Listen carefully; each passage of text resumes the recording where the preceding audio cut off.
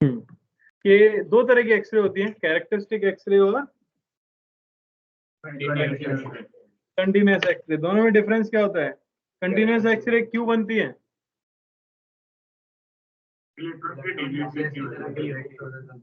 Deviate होता है तो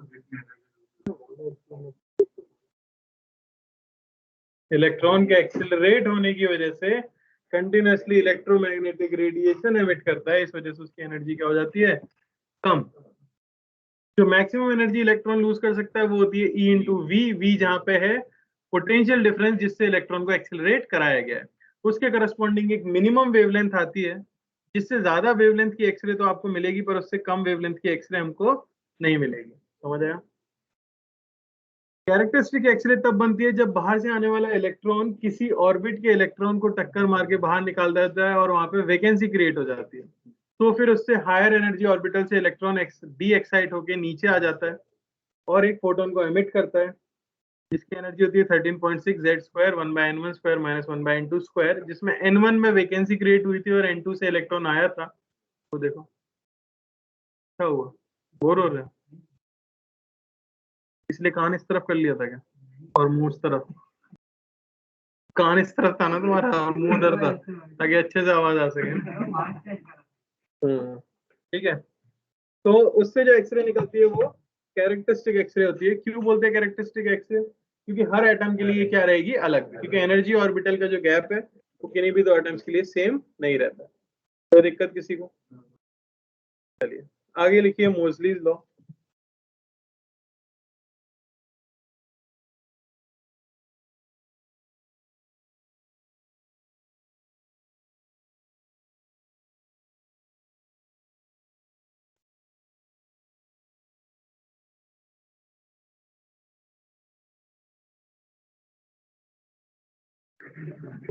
तो कैसे लिखेगा कोई यार?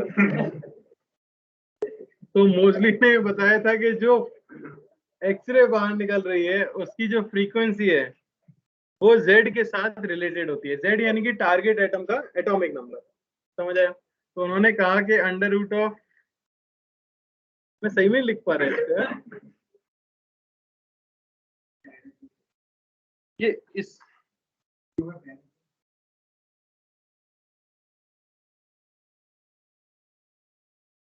बहुत ही लो क्वालिटी है। लिखो द फ्रीक्वेंसी, हाँ स्टेटमेंट लिखा देता हूँ पहले।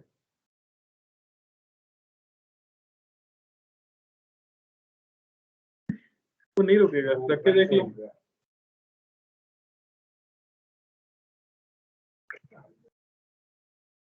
अरे इतने से नहीं रुक, क्या फिजिक्स के नोट्स पढ़े? पुराने चैप्टर्स पढ़, विवेकानंद बन गए।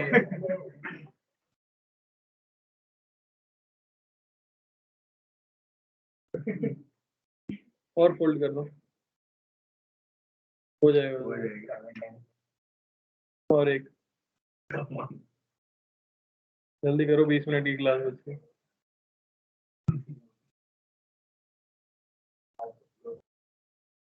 ठीक है तो भी ठीक है। हाँ, तो मोजलेस लॉ कहता है कि the frequency of emitted x-ray, लिख लो the frequency of emitted x ray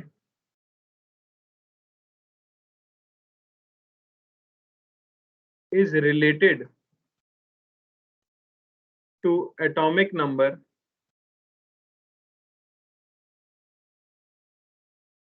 Z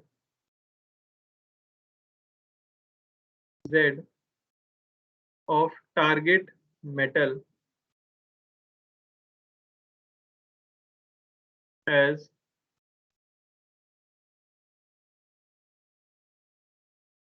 under root nu is equal to A into Z minus B।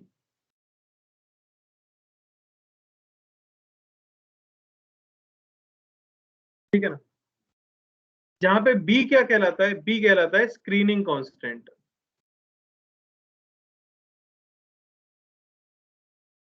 Screening constant का मतलब यह है कि जब कोई इलेक्ट्रॉन एटम के अंदर एंटर करता होगा तो उसे न्यूक्लियस का अट्रैक्शन महसूस होता होगा, लेकिन जो बाकी इलेक्ट्रॉन्स हैं उनका रिपल्शन भी महसूस होता होगा। तो उस रिपल्शन की वजह से न्यूक्लियस का अट्रैक्शन थोड़ा सा वीक हो जाता है। तो वो जो बाकी इलेक्ट्रॉन्स का कंट्रीब्यूशन है उसे हम एटॉमिक नंबर के अट्रैक्शन के साथ जब मर्ज करके लिखना चाहते हैं तो हम Z माइनस बी लिख देते हैं। अब बी डिपेंड करेगा कि किस ऑर्बिट में इलेक्ट्रॉन आ रहा है, उससे नीचे कितने इलेक्ट्रॉन्स हैं, वो लोग रिपेल कर रहे होंगे, समझ आ रहा है? हाँ, वो सब नहीं करते हम। ठीक है, यहाँ बस इतना ही है, लिख लिया? ठीक है। फॉर के अल्फा लाइन अगर बात की जाए, फॉर के अल्फा लाइन, तो वहां से आपको क्या समझ आता है कि सबसे नीचे वाले में वैकेंसी क्रिएट हुई है के शेल में, और अल्फा यानी कि एल से आने वाला है, तो वहां पर कितने इलेक्ट्रॉन्स का रिपल्शन उसे महसूस करना पड़ेगा? एक इलेक्ट्रॉन का। तो उसके लिए बी की वैल्यू हम क्या लेते हैं? 1 ले लेते हैं, और जो इक्वेशन बन जाती है वो बन जाती है अंडर रूट न्यू इंटू ए into Z minus 1।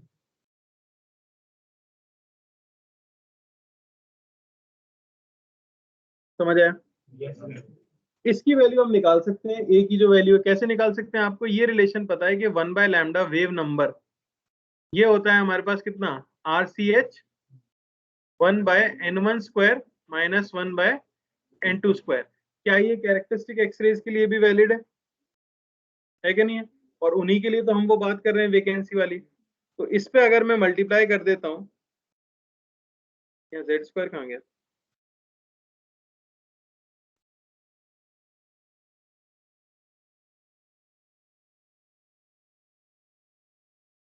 Z square आता था ना। तो यहाँ पे अगर हमें इसका यूज करना है तो हम क्या लिख सकते हैं? ये हो जाएगा आर जेड माइनस बी का square 1 by N one square minus 1 by N two square. Screening constant को यूज करते हुए ये रिलेशन हम लिखते हैं।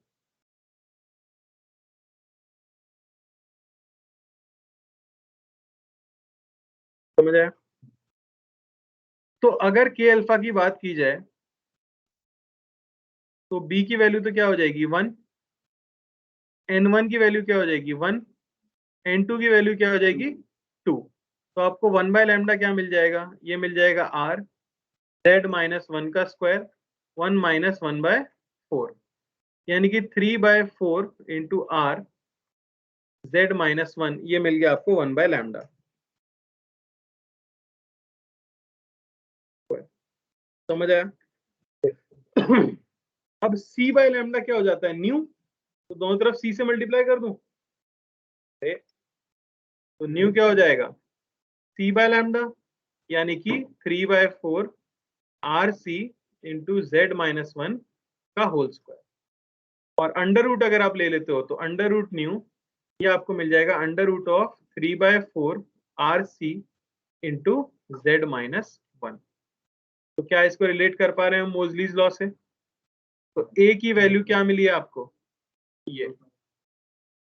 तो ए की वैल्यू हमें मिली है under root of 3/4 R C. ये किसके लिए है? फॉर के अल्फा। तो क्या आप जनरल के लिए बता सकते हो?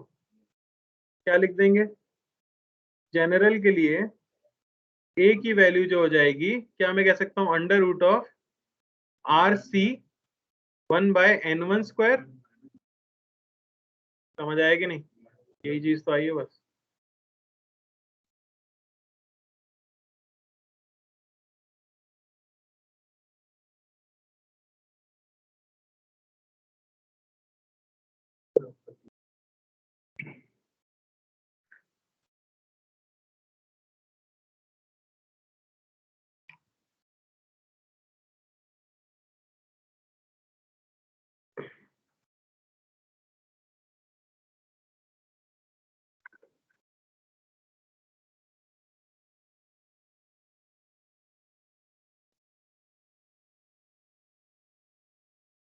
हो गया?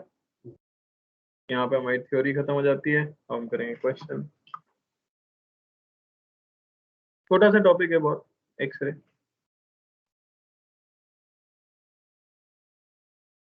वो थोड़ा सा बड़ा है।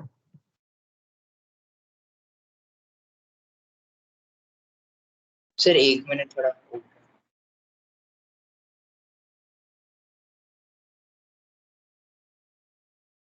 तुम लोगों की पीटीएम होगी ना?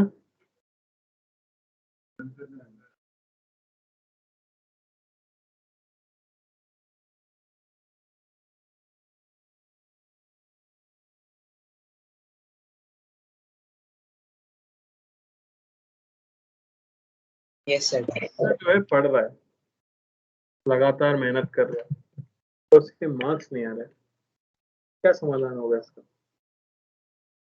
मैं बताता हूँ। इसका समाधान होता है सच्चाई जानना। बच्चा लगातार नहीं पढ़ता है, क्योंकि अगर बच्चा लगातार पढ़ रहा है तो मार्क्स आएंगे।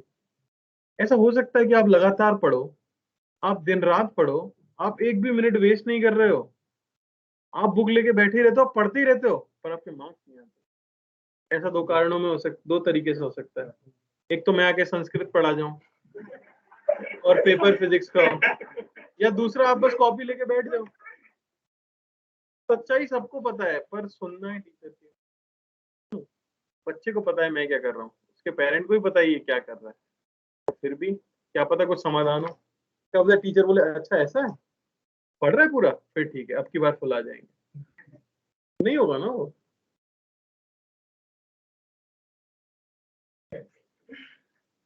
चलो, an X-ray tube produces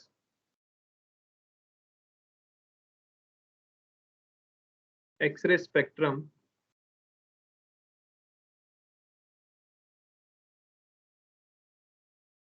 with short wavelength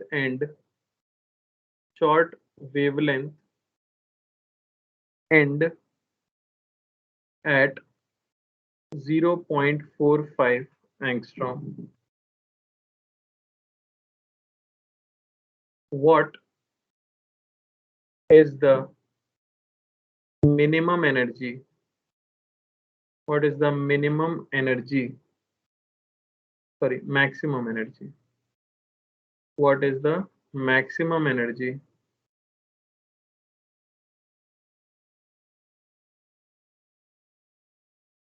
of emitted X-ray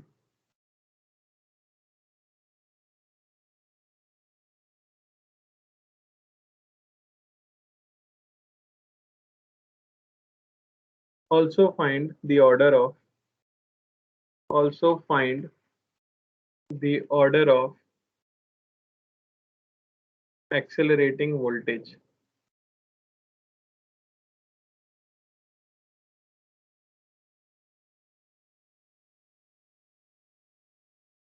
बहुत इजी है, प्लीज सब कर देना यार।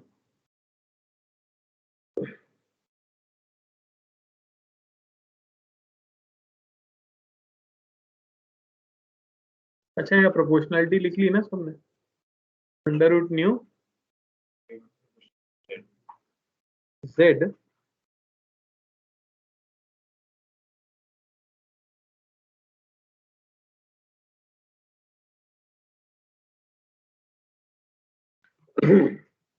जेड इफेक्टिव बोलते हो केमिस्ट्री में, जेड माइनस बी को।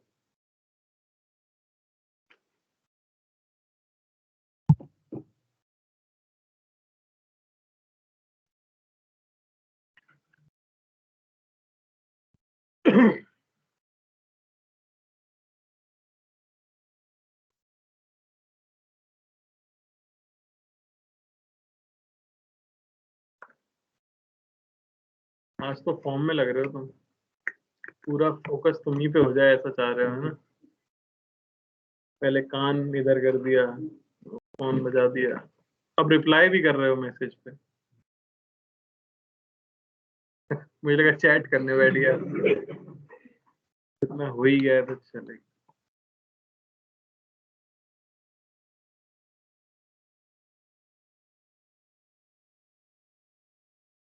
K equivalent.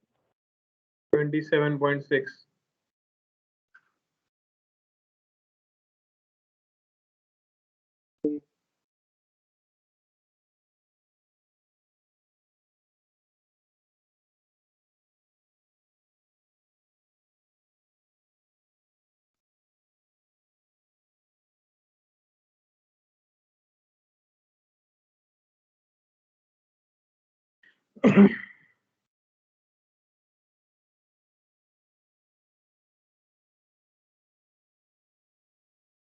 यही किया होगा ना सबने, इतना टाइम क्यों लग रहा है? कितना आ रहा है सॉल्व करके? 2.7 into 10 की पावर 4. Yes sir. 2.7 इंटू 10 की पावर 4. लगभग इतना। समझ आ रहा है सबको? अब पूछा जा रहा है एक्सेलरेटिंग वोल्टेज क्या करोगे? EV is equal to E max. तो V आ गया 2.7 into 10 raise to power 4 volt. Third wavelength, minimum wavelength. Third wavelength जो है उनका एंड जो है यहाँ पे हो जा रहा है, तो मिनिमम वेवलेंथ हो गया। क्लियर है? देखो अगला क्वेश्चन।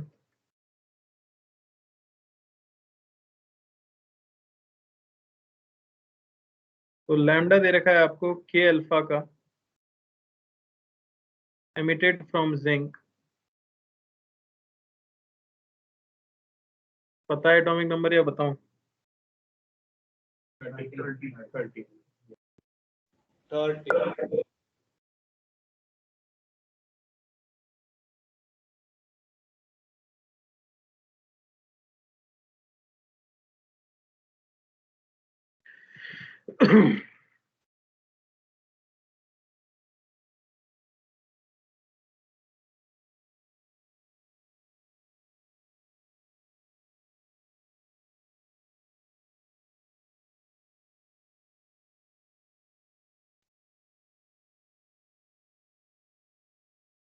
मॉलिब्डेनम को पता है?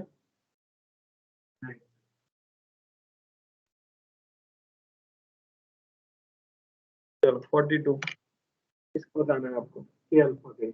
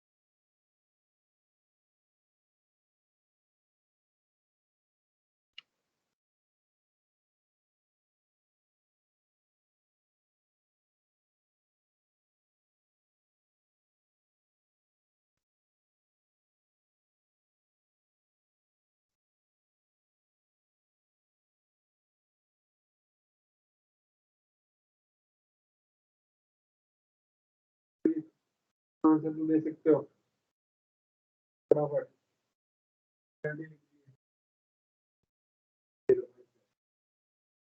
बिल्कुल सही।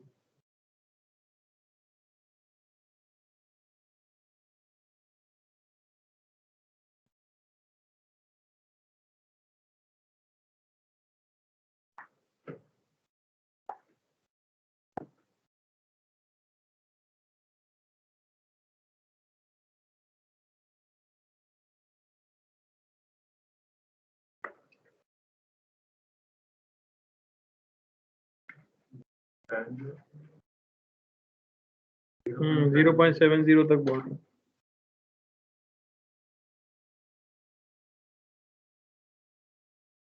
टंगस्टन का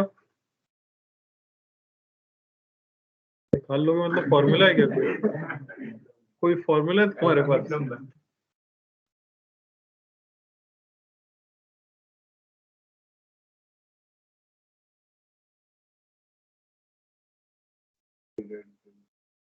Point 7. सही है बेटा।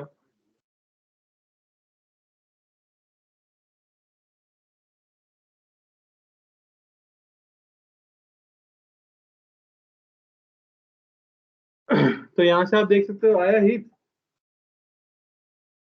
पड़ोसी की कॉपी में फॉर्मूला देख रहे होगे।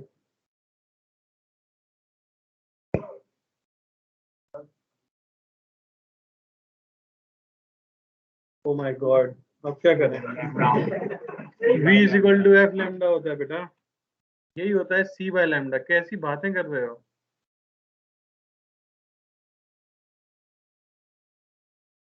स्क्वायर थोड़ी होता है। अरे समझ आएगा भाई, आश्चर्य क्यों जताया था? ठीक है, तो है बहुत ज्यादा है, चलो देख लेते हैं। तो ये आ जाएगा हमारे पास जिंक का 30 माइनस ए का स्क्वायर, अरे एक नहीं, कौन कौन है ये 42। ये बहुत ज्यादा कैसे कैलकुलेशन? 29 square 41 square ये तो इतना तो करना पड़ेगा दोस्त, और इंटू 1 पॉइंट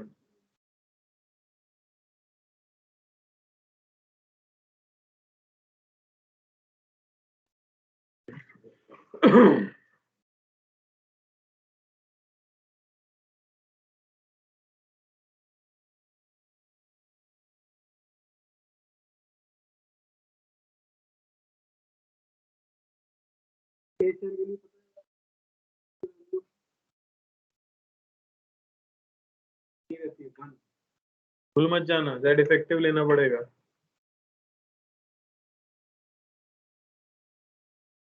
तो एक ही इलेक्ट्रॉन तो है रिपेल करने वाला। 6.4 के शेल के लिए बी की वैल्यू 1 लेंगे, है ना?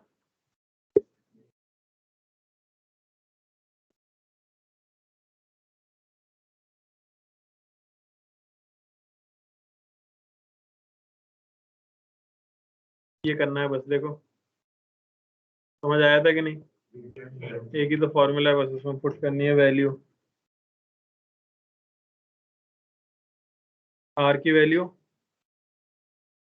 10⁻⁷ होता है। जेड 160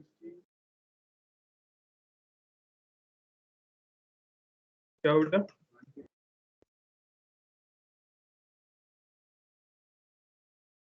0.192।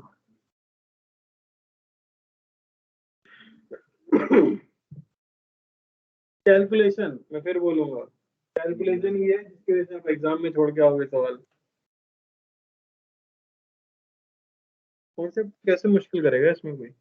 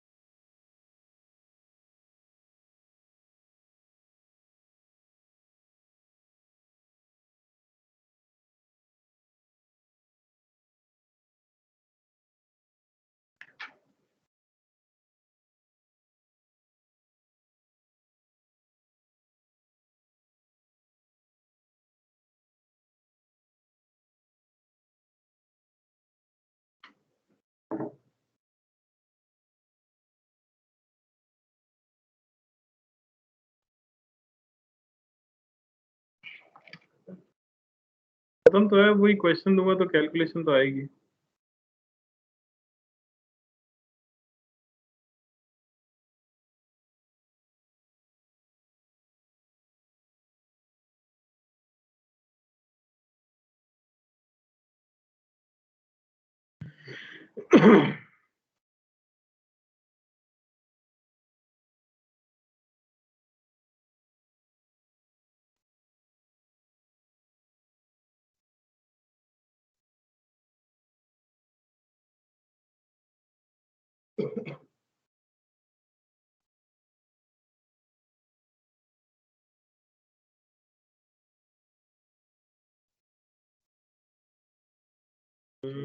बस जेड निकालना है। ये लो, लड़के ने बता भी दिया।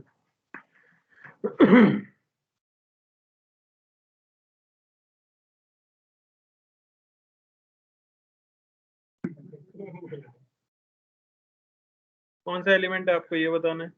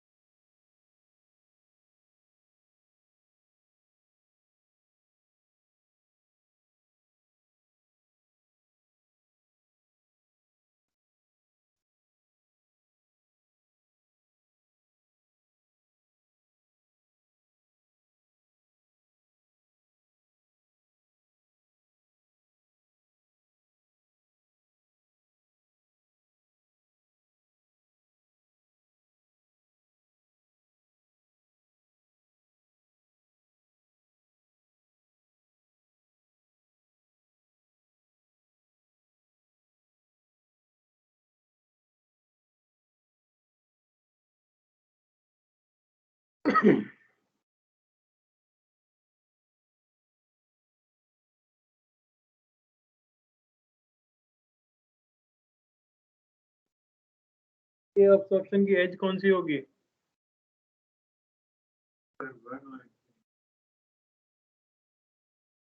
समझ आ रहा है? एब्जॉर्प्शन की एज का मतलब है आखिरी लाइन जो आपको मिलेगी, यानी n is equal to infinity to n is equal to 1।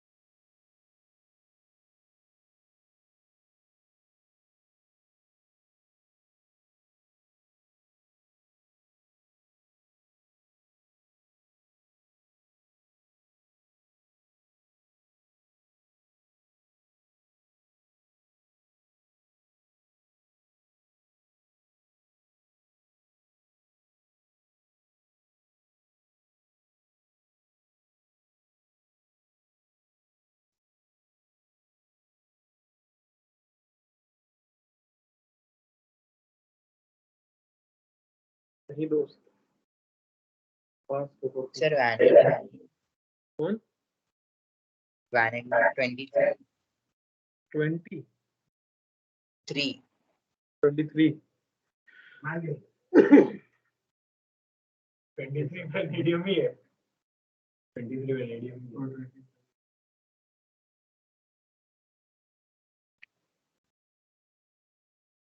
तो क्या लिखोगे? 1 बाय लैम्डा 74 आ रहा है आर। कितना आ रहा है बेटा? सर, 74 आ रहा है उसका मास एलिमेंट का। तो टंगस्टन। अरे यस, तो हमें क्या मिलेगा यहाँ से? z minus 1 is equal to 1 by under root lambda R. यही मिल रहा है कि नहीं? तो z की वैल्यू आपको क्या मिल गई? Under root 1 upon R into lambda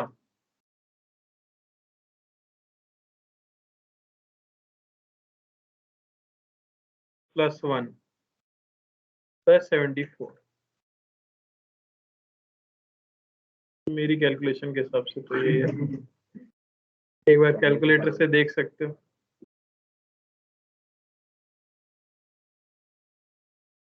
यार होगा, बुक में तो यही दिया है, बाकी देख लो। तुम समझ रहे हो ना, कॉन्सेप्चुअली कुछ नहीं है, कैलकुलेशन। पर करनी तो है ही, मार्क्स तो मिलेंगे। अगर फ्री की चीज के मार्क्स मिल रहे हैं तो कुछ तो करवाएंगे ना वो। आगे क्या बोला गया है? 100 इलेक्ट्रॉन वोल्ट का इलेक्ट्रॉन है तो वेवलेंथ क्या हो जाएगी? अरे ये तो बता दो।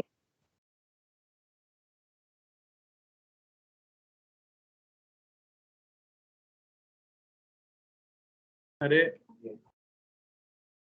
इसमें तो क्या ही है। इसकी तो मुश्किल नहीं थी कैलकुलेशन।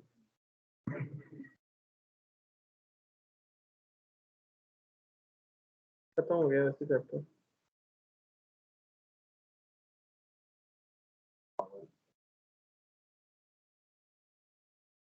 बताइए, पहली चीज है इंटेंसिटी, दूसरी चीज है फ्रीक्वेंसी, तीसरी चीज है वेवलेंथ, और चौथी चीज है वेलोसिटी।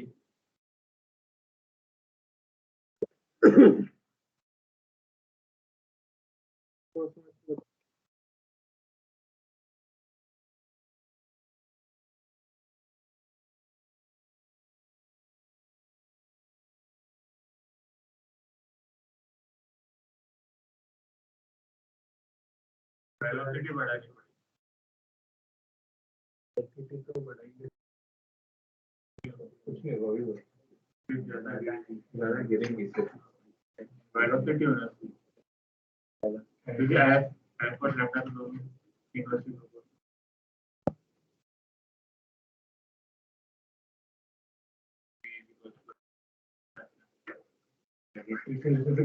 लेट कर रहे हैं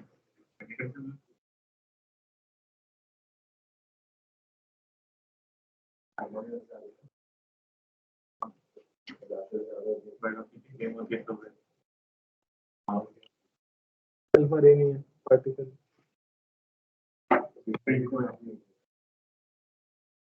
बीटा इलेक्ट्रॉन होता है।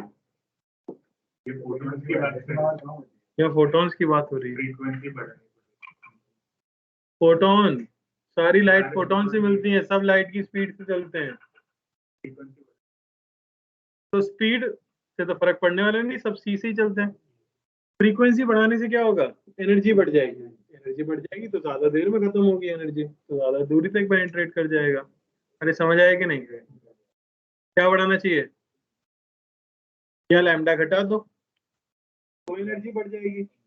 इंटेंसिटी बढ़ाने से क्या होगा?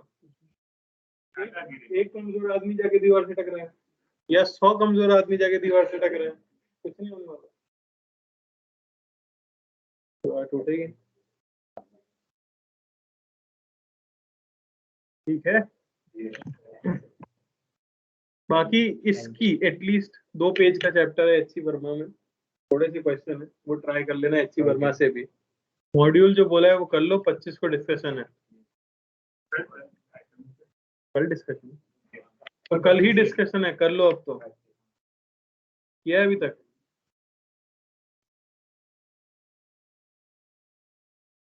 क्योंकि मैंने ये कहा एटॉमिक स्ट्रक्चर कह दिया इसलिए, तो एटॉमिक स्ट्रक्चर तो करोगे कि नहीं करोगे? कल कर लेना भाई, क्योंकि डिस्कशन में पार्ट लेना ही यूजफुल है। बेटा पूरा कर लेना। कल और क्या कर रहे हो?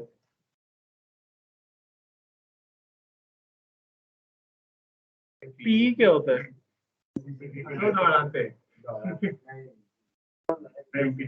क्या वो है रिटर्न ऑब्जेक्टिव? कितने की टीम होती है नहीं पता तुमको? देख लो यार, तुम्हारी श्रद्धा है, डिस्कशन कर ली होगा, जितना बोला पूरा होगा, समझ आ रहा है? भले मुझे एक्स्ट्रा क्लास लेनी ऐसा बोलता नहीं हूँ। ठीक है, चलो, thank you everyone. Thank you, sir.